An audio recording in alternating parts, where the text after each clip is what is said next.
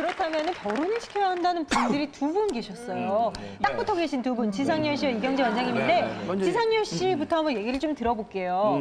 어떤 마음으로 결혼을 시켜야 한다라는? 저도 뭐 지금 현실에서는 이제 그냥 뭐 여성분이 직장을 다니고 있으면은 너 직장 그만둬라. 내가 알아서 벌어서 너는 내가 먹여 살리겠다 이런 주의거든요. 네. 근데 내가 만약에 부모 입장이 되면은 그때 마음이랑은 또 틀려질 것 같아요. 그쪽 부모들이 원하는 게 2억이야. 그러면 내가 아버지 입장에서는 화학주를 마시면서 고민을 할 것 같아. 와이프랑.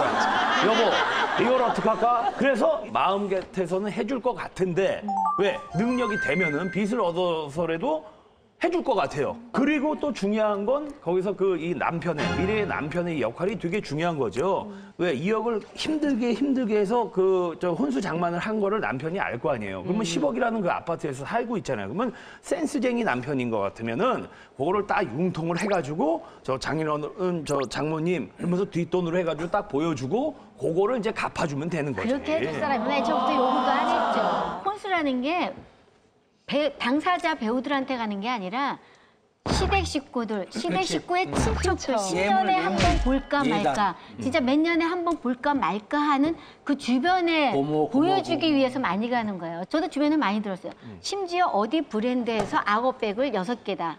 시누이가 6명이니까 6개를 해서 5천만 원씩 3억이다. 저도 많이 들었어요. 3억이다. 그걸 해와라.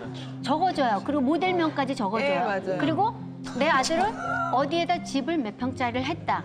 너가 거기에 맞춰서 시댁 식구들 해라. 뭐 하라. 그런데 결국은 딸 쪽에서 그걸 무리하게 해서 다 맞췄는데 결국은 깨졌어요. 그게 뭐였겠냐고. 그건 사랑이 밑바탕이 된 게 아니에요. 부모들도 보기엔 쟤들이 사랑보다는 거래고 부모도 자식을 보내면서 거래를 하고 싶고 내가 쟤한테 투자한 만큼 받고 싶고 건지고 싶고 왜? 내 돈으로 900 사긴 아까우니까 며느리 하면서 이거 우리 며느리가 사준 요새 제일 잘 나가는 이거 900 이거 몰라? 직접 잡은 건 아니지만 산 거야. 정부의 법칙은 아니지만. 이거 와니백 요새 최고 유행하는 거야. 그 자랑 심리 때문에 그런 거거든요. 그러니까 저는 이거는 어떠한 경우에도 뭐든지 과다한 거는 마찬가지예요. 사랑도 너무 과다한 사랑은 빨리 식어요. 근데 거기 같은 경우에는 이제 거래 같은 그 느낌이 있고 제가 봤을 때는 여기는 지금 2억이란 말이죠. 그러니까 2억이 없는 사람한테는 20억보다 더 큰 돈이에요. 아니, 그렇게 따지면은 그건 200만 원도 마찬가지고 20만 원. 그러니까 억장이 무너지는 거예요. 그리고 그 어머니는 강남에 10억짜리 집도 받으면 안 되죠.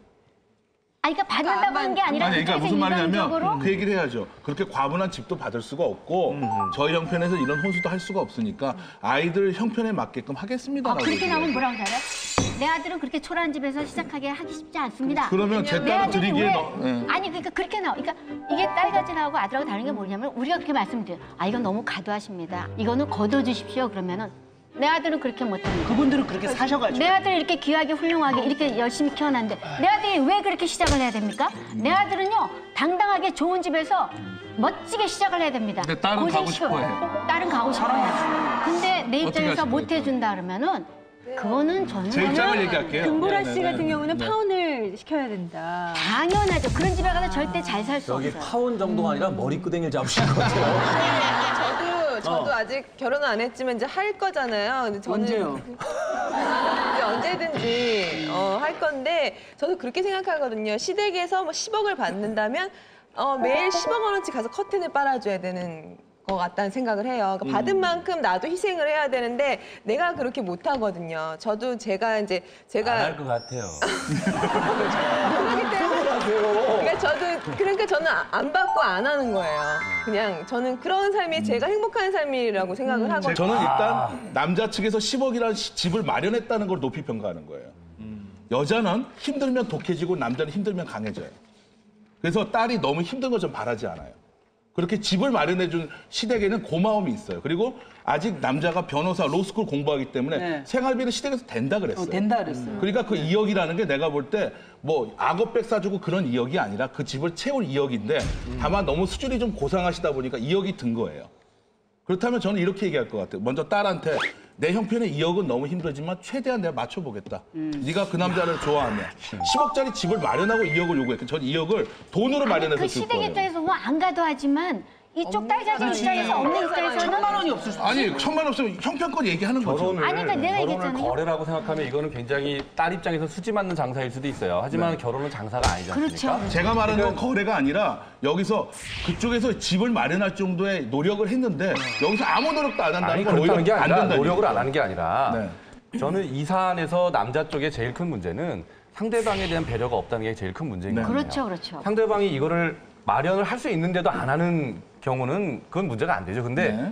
하고 싶어도 못하는 사정이 있을 수 아니 있는 저는 거거든요. 형편이 근데- 있건 없건 얘기는 해야 되는 거죠. 무슨 아니 말이냐면 근데 그게 말이 안 통할 때 지금 얘기가 그게 안 되는 지금 말이 안 통하는 거예요? 말이 안 통하는 거예요. 말이 안 통하는데 10억짜리 집을 마련할까요? 신랑 측이 그렇게 나쁜 사람들이 아닌 것 같아요. 아니, 나쁘다는 왜냐하면 게 생활비로 아니라요. 대준다 그러잖아요. 상대방에 대한 배려심이 없다는 거예요. 아, 근데 그러니까 이제 그런 거죠. 수준이 안 맞아. 그렇죠. 수준만 높고 사람들이 선한 사람들이라고 상식적인 사람들이라고 생각하면 여자 쪽에서 그게 안 되면 백이나 시계는 자기 돈으로 사겠죠. 근데 내가 뭘 했기 때문에 그쪽에다 이걸 해와라 라고 하는 것 자체가 이 결혼 자체에 있어서 어떤 남녀의 결정을 존중하는 게 아니라 집안 대 집안의 만남이고 조건 대 조건의 만남이라는 걸 이미 전제하고 있다는 거예요. 그 자체가 이 결혼이 과연 성립되는 데 있어서 좋은 조건이냐는 거죠. 저는 그렇게 생각하지 않아요. 신랑 측은 가난한 집안인 것도 알고 있어요. 아들이 원하니까 결혼을 시켜주는 입장인 거거든요. 제가 볼 때. 그러니까 오히려 입장의 차이를 좀 더 잘 풀어가는 노력이 좀 필요한 것 같아요. 제가. 노력은 해야겠지만 이런 거죠. 그러니까 아들의 입장을 존중했다라면 그 아들이 선택한 딸의 그 여자의 입장을 존중해줘야죠. 네. 당연히. 근데 그게 아니라 그래 결혼을 허락해 줄 테니 니들이 가지고 있는 기준보다는 더 높게 끌어올려서 여기까지 맞춰서 가져와라는 건 전 존중이 아니라고 봐요. 그럼 이제 여기 입장을 표현해야죠. 여기 표현을 아직 안 하고 있는 거잖아요.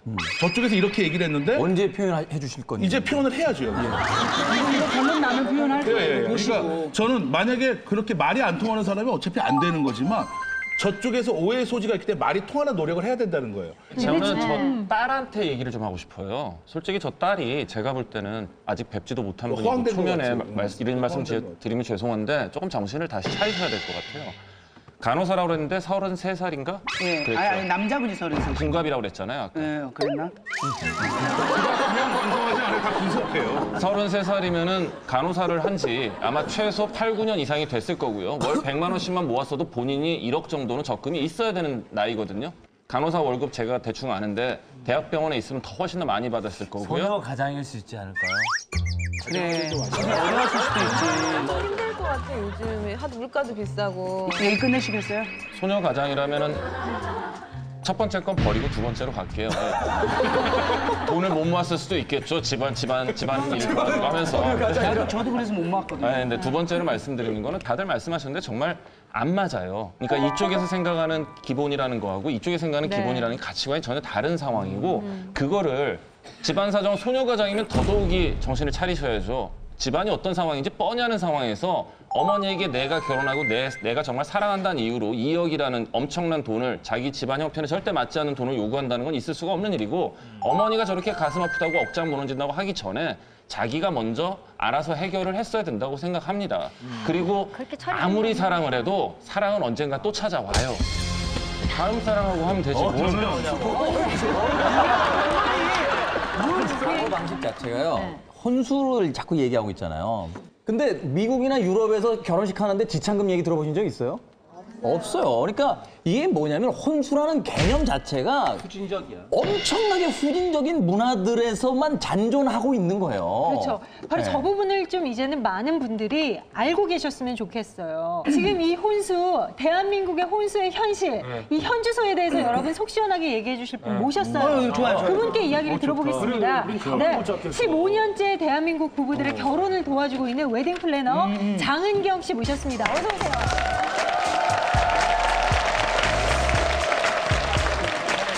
진짜 요즘에도 이 혼수 품목을 막 브랜드부터 색깔까지 막 다 정해주는 그런 극성 시부모가 있으세요? 경험에 의해서 단호히 말씀드리면 극성 시부모는 없어요.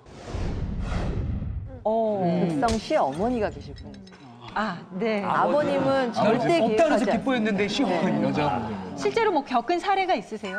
예를 들면 뭐 아주 사소한 것까지 챙기시는 분인데 뭐 이불에 대한 어떤 색깔, 소재, 공정 가정까지 브랜드까지 다 얘기를 하시는 경우가 있으세요. 예, 그러니까 친환경 소재로 해서 공정과제가 가정이 올가닉한 뉴질랜드의 모 브랜드 빨간색으로.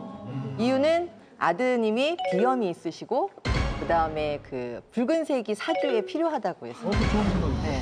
그래서 이제 그 인테리어를 신부님이 하셨는데 사진을 저한테 보여주셨는데 소방서 비슷하더라고요. 빨간색. 몰랐어. 네. 근데 이제 좋은 소식 한 가지를 알려드리자면 현저하게 줄어들고 있어요. 그런 집이. 네, 나쁜 소식 하나를 알려드리자면 그 줄어들다 보니까 사례가 적어서 주변에서 듣지 못하기 때문에 지금 사례자분처럼 분노가 심각하게 커지고 있죠. 겪으신 분들은. 이제 어머님께서는 사실 혼수 문제를 제기하면서 두 가지 결론을 만나시게 되거든요. 파혼을 만나거나 아니면 신부 측이 순순히 들어주거나. 후자는 횡재죠. 근데 이제 전자일 경우에는 이제 그 자신이 생각한 것과 다른 방향으로 흘러간 거지 어머님 파혼을 목적으로 시작하시는 건 아니세요. 그렇죠. 그걸 모르고 시작하신다는 게 문제죠. 네. 저기 상류층들은 보통 예단 예물은 몰래 나 너무 궁금해. 그분들은 도대체 어떻게 하시는지. 그래, 뭐 비단 이불 뭐 그런 거 아닌가? 요즘에는 그 이불이랑 반상기 세트, 은수저 이런 거는 많이 안 하시고요. 안 쓰니까. 외제차라든지 미술품이라든지 미술? 그리고 TV, 똑똑한 텔레비전은 4천만 원 가까이 해요. 80인치짜리가 지금 4천만 원. 소금으로 팔자로 고치겠다는 거. 그리고 예단으로 들어가는 것 중에 이제 이게 현물에 속하고요. 그다음에 현금이 들어가죠. 얼마요? 이 비용은 집을 장만하신 금액의 10% 정도가 보통이라고. 그런 법이 있어요? 그러니까 10억이면은 1억을 현금으로 보내고. 네. 근데 이렇게 생각해 볼 수 근데 있지 안 않나요? 되시는 거죠. 10억짜리 집은 결혼 전에 신랑이 가지고 오는 거죠. 네. 그렇죠? 네. 이거 신랑 명이에요.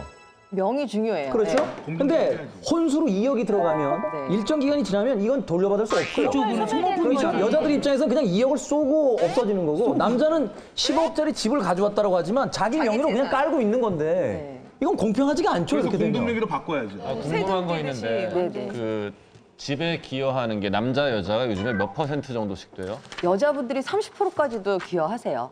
근데 명의가 되게 중요한데 공동명의라는 50% 밑으로는 30%까지도라고 얘기하면 안 되죠. 30% 정도죠. 네, 30% 정도 기여하시고 50%까지 하시는 분들도 있으세요. 그리고 공동명의여야 하고. 네, 공동명의여야 하고. 네. 혹시 이게 지금 재혼 느낌은 어떻게 됩니까? 똑같이 적용되는 거 아니에요? 똑같이는 적용이 안 될 그거 일단 텐데요. 끝나고 나한테 물어봐. 내가 재혼이- 전문이니까요. 네, 재혼이 제일 행복한 결혼 준비하시는 사례예요. 초음처럼 이렇게 복잡하지 아유, 않아요? 안 그래요. 굉장히 절대 안 간단하고요. 너무 의견들 잘 맞으시고요. 아, 제가 쓰던 냉장고 가져가도 돼요? 네, 예, 그렇게 하세요. 그렇게 하세요.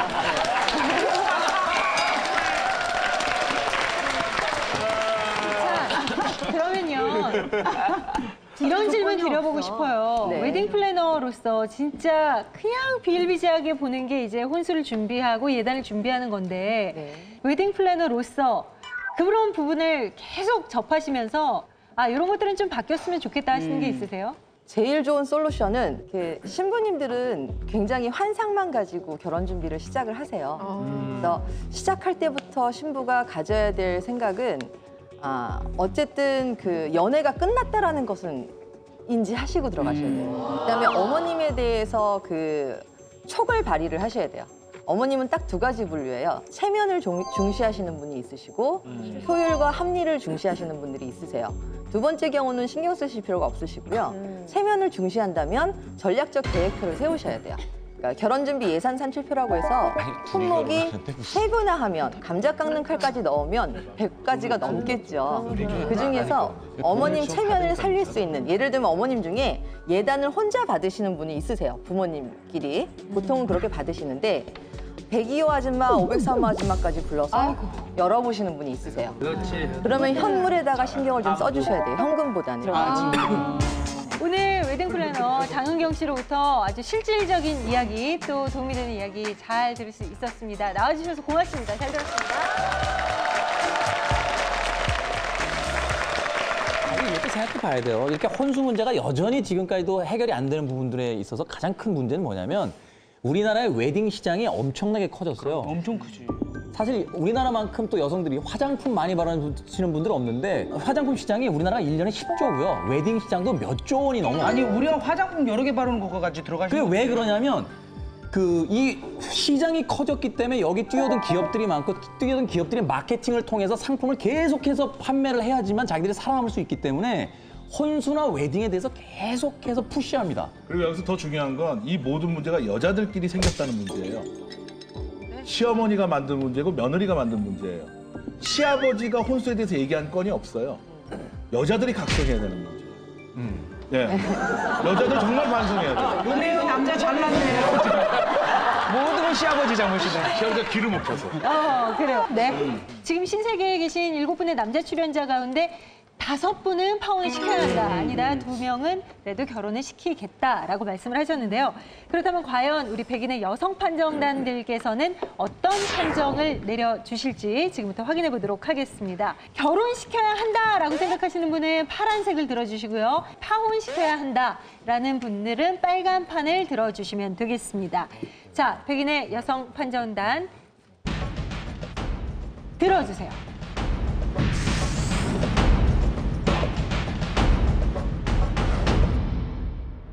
자기 능력이 넘어가는 혼수를 해오라는데 그걸 가지고 갈등을 하고 있다? 저는 그 딸도 제정신이 아니라고 봐요. 신랑 측이 그렇게 나쁜 사람들이 아닌 것 같아요. 아니, 나쁜 왜냐면 사람이 생활비를 아니라요. 대준다 그러잖아요. 하지만 결혼은 장사가 아니지 않습니까? 그렇죠. 빚을 얻어서라도 해줄 것 같아요. 자기 집안 형편에 절대 맞지 않는 돈을 요구한다는 건 있을 수가 없는 일이고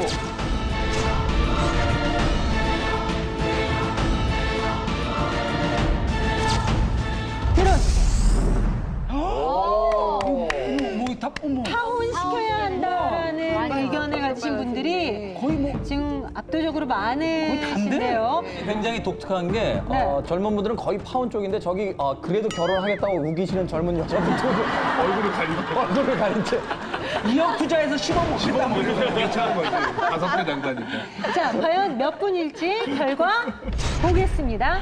얼굴을 못 들어요.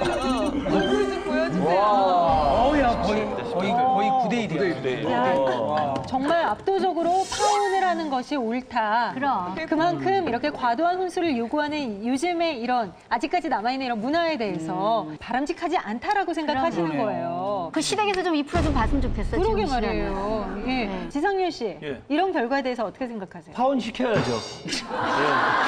예. 바뀌셨어요, 의견님? 저는 다릅니다. 지상렬 씨는 어떻게든 결혼시켜야 돼요. 어떻게든 결혼시켜야 돼요.